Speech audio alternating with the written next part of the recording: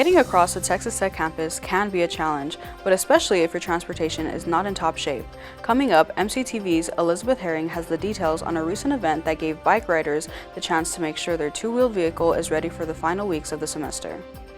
The Texas Tech baseball team was back at home this weekend after a tough road trip, facing another round of ranked competition on the diamond.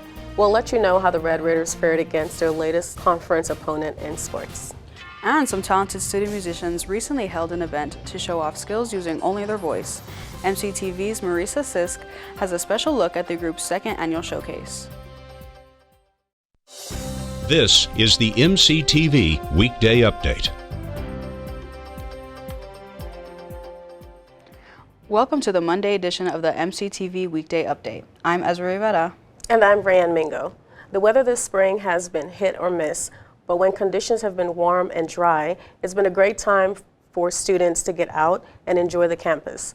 On those days, a lot of students chose a popular two-wheel form of transportation to get from place to place. And one university department recently took advantage of a beautiful West Texas day to make sure Red Raiders are traveling across campus safely and efficiently. MCTV's Elisabeth Herring headed over to the Red Raider Plaza last Wednesday to find out more. We're here on this gorgeous afternoon at Texas Tech. I am standing outside the Student Union building where UREC is holding their bike clinic. Throughout the afternoon, students had the opportunity to stop by the gazebo and have their bikes checked out and tuned up before the start of summer by the UREC Outdoor Pursuit Center staff. Basically what we're doing is we're tuning up bikes for students and informing them about the OPC and our full service bike shop. So any issues that we can fix right now without parts, we're fixing, and then anything that does need parts, we'll send them to our shop and we can service them there. The bike clinic and OPC aid students in staying safe as they travel on and off campus. First and foremost, we want to make sure people can still ride their bikes. A lot of people's lives depend on their bikes. It's like their car. The UREC uses this event to not only service bikes, but also to inform students about all the amenities and gear available throughout the school year. We got a bike shop, we got an outdoor gear rental shop, we operate the climbing wall, also we organize student trips, we rent bikes, we repair bikes, we rent bikes, we got mountain bikes that we rent, also we got water gear like kayaks, canoes, we rent them. To learn more about the UREC Outdoor Pursuit Center, visit ttu.edu/UREC/OPC. From CTV, I'm Elisabeth Herring. Thanks, Elizabeth. Today marks the beginning of the last full week of classes, and that also means finals are just around the corner. Many groups and organizations are currently holding end-of-semester events, including several here on campus this past weekend. On Saturday, the Students for Global Connections organization hosted the 2024 edition of the Worldwide Showcase.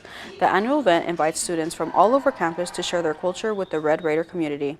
Students participating in the event then headed to the Allen Theater stage and used dancing, singing, and other demonstrations of cultural traditions and expressions to make the audience feel like they had traveled all around the world.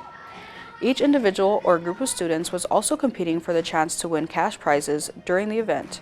Audience members had the chance to vote for their favorite performers, and the most popular groups and individuals were named the winners at the end of the night. The Worldwide Showcase is held each spring at the end of the school year. KTXT-FM is Texas Tech's student-run radio station. Last Friday, the station held a 24-hour broadcast during their annual Vinyl-thon event, featuring dozens of live shows using only vinyl records in place of the station's digital music catalog. After the marathon and some sleep, the station staff wrapped up the weekend with a special event. Saturday night, the Sub Escondido Theater was the site of the Lubbock premiere of the documentary 35,000 Watts, the story of college radio. The documentary details the history of college radio stations across the country, including KTXT.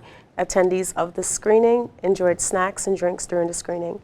Afterwards, KTXT alumni, including General Manager Derek Ginter, participated in a panel discussion to answer questions and tell stories about the station's past.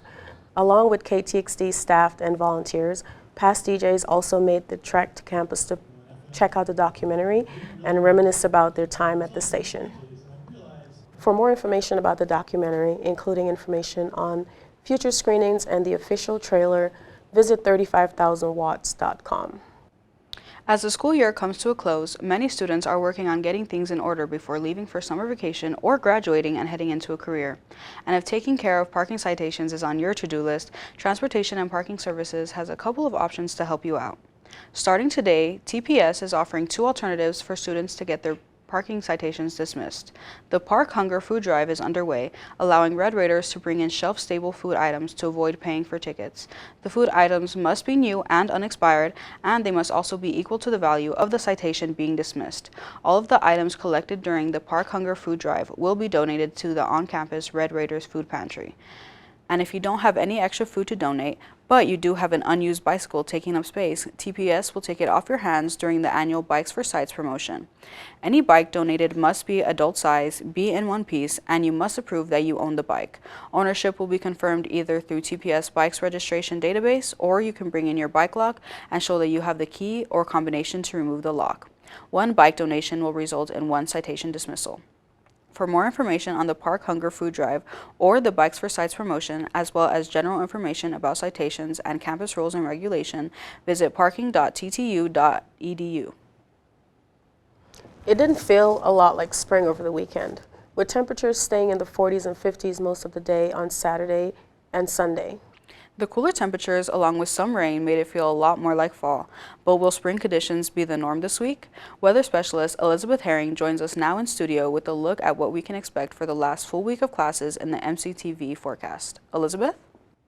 Thanks, Ezra. Well, finally, some clearer skies and warmer temperatures today. After a cooler weekend, we saw, unfortunately, some rain this weekend, as well as some much cooler temperatures Saturday. We didn't surpass 50, and yesterday we didn't get above 61 degrees, which is definitely cooler than our normal temperature, usually around the mid-70s at this time. But it looks like today temperatures finally creeping back up. Well, this weekend we also saw some rain across the South Plains area. Most of us saw about a ½ inch of rain, including here in Lubbock. Some places got 1 to 2 inches of rain, but most of the South Plains saw about ½ inch, maybe an inch of rain. As we look at temperatures today, definitely warmer than what we saw this weekend. Some beautiful mild temperatures today in the South Plains, highs in the mid-70s for the most part. As we go into tomorrow, temperatures are actually going to warm up with highs in the 90s for some parts and upper 80s for most of the South Plains. And we should also see some beautiful sunshine tomorrow. So it's definitely going to be a warm, nice day tomorrow. As we head into Wednesday, temperatures are going to drop slightly, but will still stay pretty warm, highs in the mid-70s across the South Plains area. Well, tonight, lows in the mid-50s across the South Plains. Everyone's seeing 50 except for Plainview tonight, low of 48. They're the coolest on our map. Snyder, 53. Turkey, warmer with a low of 55. Morton, 51. And we should see some clear skies tonight, and that wind is going to stick around this evening. Well, as we look at tomorrow, temperatures warming up quite a bit. Highs of 90 for lots of the South Plains. Some of us seeing even 91. Jaden looks like 91. The rest of us in the mid to upper 80s across the South Plains area. We should see also mostly sunny skies, so definitely a warm one tomorrow. Well, tonight here locally in Lubbock, low of 53. Tomorrow warming up to 89. We could definitely see 90 tomorrow and sunny skies as we head into the rest of our week. Well, looking at the rest of our week, Wednesday, high of 81, cooling down just slightly, but still staying in the 80s. And as we head into Thursday, warming back up once again with a high of 87.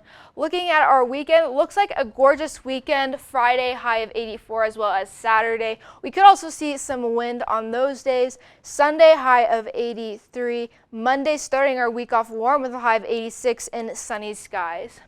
Well, for many tech students, this is going to be their last weekend on campus. So if you have any outdoor plans, like using the outdoor volleyball or going to the pool this weekend, it looks like it is going to be a gorgeous weekend for that. I'm Elizabeth, and it's back to y'all. Thanks, Elizabeth. Yesterday evening, the Texas Tech baseball team finished up their most successful weekend of the season so far, sweeping the number 22 ranked West Virginia Mountaineers at Danlaw Field. The weekend started out with the Red Raiders' bats getting hot as they put up 15 runs on 12 hits. But on top of that, pitcher Ryan Free also threw for 5 shutout innings before stepping down in the 6th. Austin Green was the only Red Raider to hit a home run, a 375-foot grand slam over right field in the 6th. But that was more than enough for Tech to secure a 15-2 victory. The remaining 2 games were pushed to Sunday after the cold, wet weather canceled Saturday's scheduled action. In Game 1, Mac Hewer continues Friday's strong pitching by going 5 innings and only allowing 2 runs. From there, Gavin Cash went 4 for 4 with 3 RBI. Cade McGee homered in the 6th, and pitcher Josh Sanders held off West Virginia in the top of the 9th, giving the Red Raiders their 3rd conference series win of the year with a final score of 6-4. After a short break, Texas Tech returned to the field for Game 2, and Tech's pitching staff delivered the best game of the weekend, holding West Virginia to 1 runoff of 8 hits. Tech's offense was also quiet, but Cade McGee hit his 2nd homer of the day, putting the first of Tech's 3 runs on the board. The Red Raiders kept West Virginia scoreless for the last 7 innings of the game, giving Tech the 3-1 win and their first series sweep over a ranked opponent this season. The Red Raiders hope to continue their momentum as they welcome New Mexico to town for the 2nd of their 2-game matchup this season. Tech defeated the Lobos 11-8 back in March, and the team is looking for another win tomorrow night at Rip Griffin Park. First pitch for Tuesday's midweek matchup is set for 2 p.m. with TV coverage on ESPN+. On the other side of the diamond, the Texas Tech softball team headed north for their next series against yet another ranked conference opponent. Unfortunately, Tech softball did not have the same luck as the baseball team here at home. Number 6, Oklahoma State was more than ready for the Red Raiders, scoring 30 runs across all 3 games this weekend. The Cowgirls' offense led to an early finish for both Friday and Saturday's games, with Friday evening's contest ending in the 6th inning with a score of 3-11, and Saturday ending in the 5th after OSU scored 13 unanswered runs. Yesterday's final was a bit more competitive, with the team putting up 4 runs in the last 3 innings of play, including a 2-run homer by Abby Orrick in the 4th. But unfortunately, the Cowgirls' early offense held out and gave the Red Raiders their 3rd and final loss of the weekend, with a score of 4-6. Tech softball has the rest of this week to regroup before traveling across the state to face Houston this weekend. The series will be the 2nd to last for the Red Raiders, who hope to improve their record before the Big 12 tournament. Friday's first game is set to start at 6 p.m., followed by a 2 p.m. matchup on Saturday, and a noon first pitch to wrap up the series on Sunday. The last few weeks have featured a packed calendar of events, both on and off campus, and one recent event gave a group of musical Red Raiders the chance to shine during an annual event. MCTV's Marisa Sisk stopped by the performance and has the story. On Sunday, April 14th, the Tectones a cappella group held their 2nd annual showcase at the Escondido Theater in the Sub. The event included various group, trio, duet, and solo performances of the members showcasing their vocal abilities a cappella style.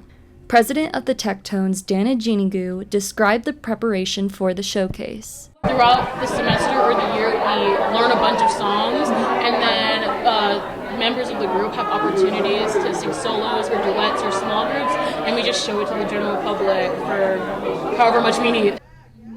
Members of the group, Malvika Narayan and Emma Harvey, each have a fine arts background. They explained why they enjoy a cappella singing and just how much the Tectones means to them. So I had the opportunity to discover that there were a cappella groups here, and I love singing in a cappella since I was an undergrad, and I wanted to continue it here. And so I auditioned. I loved the people, felt like I connected really well with them, loved their sound, and found so much talent in my friends around me. I have a really long background in performing in theater and choir, and I wanted an output for that urge to perform, and a cappella was a great venue for that. And again, the people are so talented and they're so welcoming and kind, even if you don't come from an a cappella background. So it's really just a wonderful organization. Ginigu said she would unfortunately not be returning to the group next year, but still has very high hopes that the Tectones will keep improving. Hopefully next year the group keeps growing and blossoming. I won't be able to join it next year, but I'll always I'll go to the shows, I'll go to the gigs, all of it. But I'm hoping that it still stays really strong, and hopefully we gain more members, maybe more boys, because we don't have a lot of boys. But yeah, hopefully it just stay strong. For MCTV, I'm Marisa Sisk.